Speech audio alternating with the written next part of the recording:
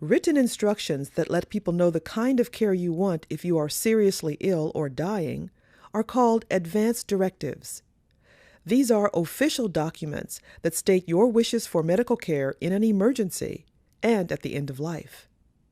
These include a healthcare power of attorney, a living will, and a DNR, or do not resuscitate order. Healthcare powers of attorney, often called durable powers of attorney, are, again, an advance care directive. They're legal documents that express your wishes, but also designate a specific person who will speak for you if you are not able to speak for yourself. The living will is really a document that details what kind of care you want to receive. And it would be used in a situation where you are not able to speak for yourself. A do not resuscitate order is a physician's order. It is based on your request and information to your physician. That order is placed in your medical record in the hospital. And it basically tells providers when you don't want life-saving treatments to continue.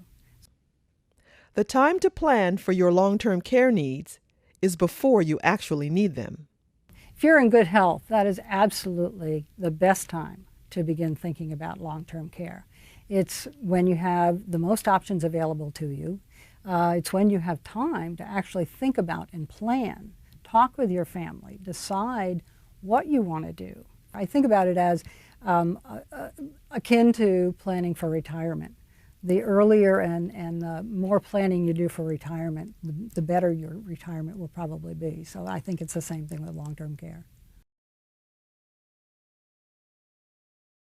Hello, everyone.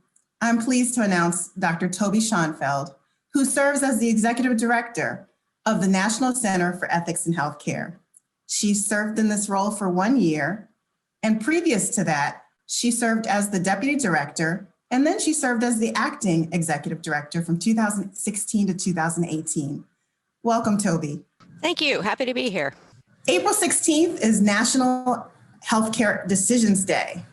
Would you talk a little bit about this day, what it is, and what VHA is doing to ensure that veterans are informed about the decisions they make about end-of-life care? Absolutely. So National Healthcare Decisions Day is not a VA-specific activity. It's actually endorsed by a number of national organizations. The idea is to ensure that individuals are having conversations with their loved ones and with their healthcare providers about their preferences for healthcare if they are unable to make their own healthcare decisions. So we are working with a number of groups at VA, in particular the group that does advanced care planning group visits, which is the opportunity to bring veterans together in groups to educate them about making advance directives or expressing their wishes in advance of them being unable to do so. So in partnership with them, one of the things that we have done is we've created a set of 4 vignettes directed at veterans. They're super cute animations that my team has been very creative and innovative in producing to give veterans at different ages and different stages information about why they might want to talk to their healthcare providers and loved ones about their choices and what those choices might be. If you were to give veterans the top 3 things that they should be taking care of when it comes to advanced care planning, what would those top 3 things be? So the first thing I'd want to say is make sure that all veterans, regardless of age, stage, or health situation, have thought about what they want for choices. The second thing I would say is that the phrase I like to use is proxy is better than paper, which means that it is important to have a written advance directive if you have very specific ideas about the kinds of things you would and would not want. However, we're pretty bad at anticipating what's going to come in the future. And so what a better situation is for you to talk to a person. That person will become your proxy decision maker or your surrogate decision maker, sometimes we say, when you are not able to make the decisions. So you need to have identified the person whom you want to make that decision or those decisions for you. And related to that, you have to have talked to that person. And it's not enough just to say, Dr. Scavella, will you please serve as my proxy? Because if you have no idea what my priorities, what my goals, what my values are, you won't be able to make a decision consistent with those values and goals. So it's really important to talk to your proxy as well. The third thing I would say is that it's really important to revisit your choices, both your choice of individuals who make these decisions and the decisions themselves. Those are all really, really great suggestions and rules for folks to follow up on. Speaking about yourself, Dr. Schonfeld, what would you say you are most excited about or proud of related to your work in the National Center for Ethics? So since I got here a year ago, I essentially parachuted in right in the middle of the pandemic surge, right? COVID had just started to attack the country in earnest, and we at VA were trying to do the best we could for veterans while information was changing in real time. And one of the things that I'm most proud of is how my team at the National Center for Ethics and Healthcare have been able to be responsive to the needs of veterans, to the needs of healthcare providers, all throughout this pandemic as the information has changed. I have one final question for you, and this is a little bit different from the questions I've asked before. It's really about you personally. Okay. As you know, March was Women's History Month.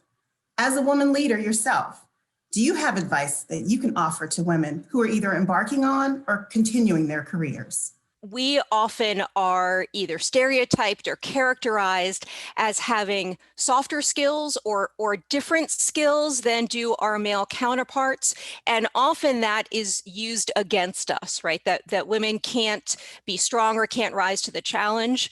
What I would recommend that women consider is the fact that these softer skills are actually necessary in order to be a strong leader. Leadership is all about developing and maintaining relationships.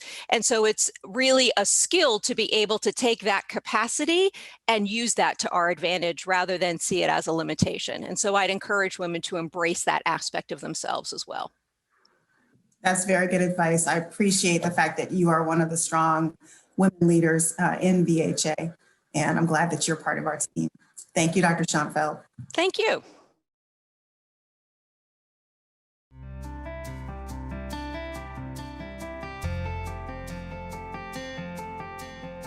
This video addresses these questions. What is end-of-life care? What are some differences between palliative care and hospice care? Where is end-of-life care provided? How is end-of-life care paid for?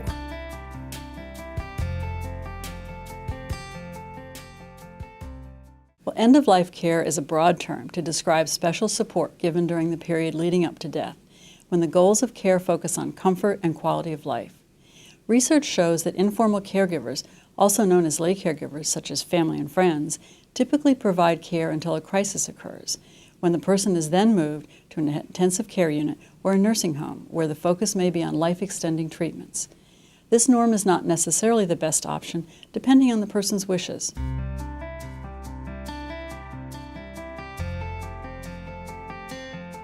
Palliative care and hospice both focus on providing comfort by addressing symptoms, but there are important differences. Palliative care, for example, can be provided along with life-extending treatments, whereas to receive hospice, one must be willing to give up such treatments, as hospice provides only symptom care. Another important difference is that palliative care is available to anyone at any age with a serious illness. You do not have to be dying to receive palliative care. In fact, research shows that patients with hard-to-manage chronic diseases, such as AIDS, cancer, and diabetes, can benefit from palliative care long before their condition might qualify for hospice.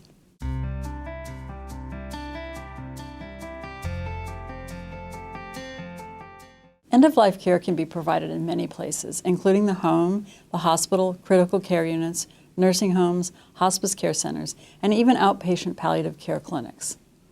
Area agencies on aging can help people find local home care and hospice services, or you can call the Elder Care Locator, a public service of the United States Administration on Aging.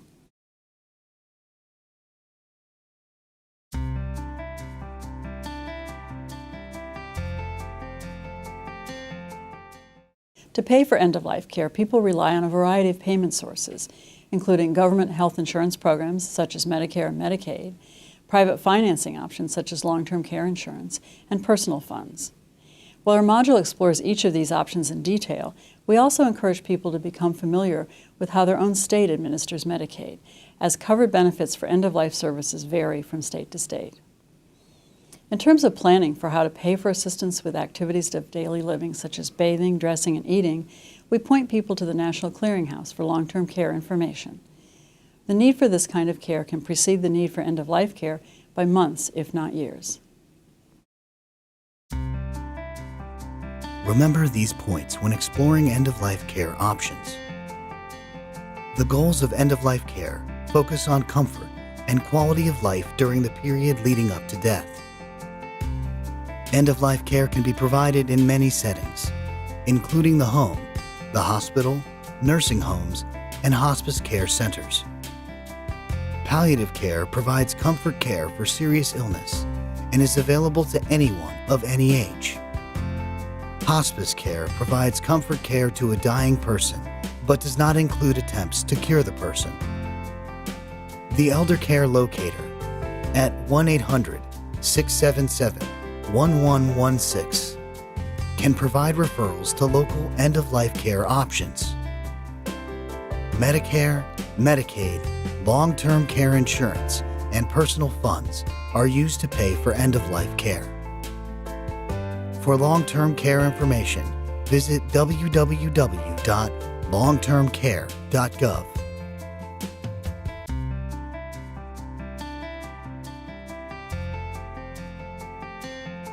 To learn more, check out the End of Life module at www.nihseniorhealth.gov.